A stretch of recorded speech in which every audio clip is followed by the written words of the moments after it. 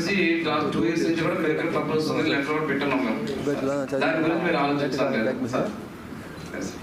ఎట్లా దాని సొల్యూషన్ ఏంటి? గ్రామ పంచాయతీ మీ టోల్ గేట్ ఉంది కూడా ఆ టంగుటూరు గ్రామ పంచాయతీలో గ్రామ పంచాయతీ రిజల్యూషన్ పాస్ చేసింది. మాకు ఇక్కడ యాక్సిడెంట్ల వల్ల లైఫ్ లాస్ వస్తుంది, డెత్ జరుగుతా ఉన్నాయి.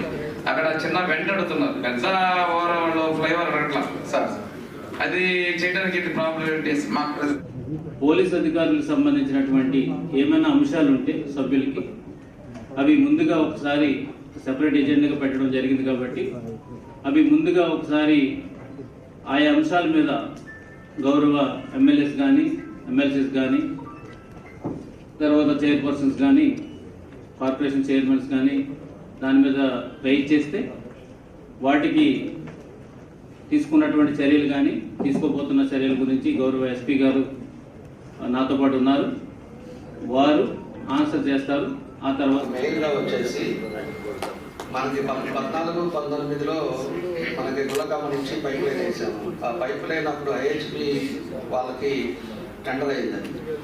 వాళ్ళకి మేము ఏం చెప్పామంటే ఎన్నికల ముందే లేని పైప్ లైన్ అయిపోవాలని చెప్పేసి ఆలోచన చెప్తే దాంట్లో లాస్ట్లో కొంత మిగిలింది. అది ఇప్పుడు ఆ రబ్బర్ ఫ్యాక్టరీ ఉండే ఏరియా అంతా కూడా వాటర్ రావాలి అంటే అది దగ్గర 85% అయిపోయింది. మనం మాట్లాడాము ఈ గారితో.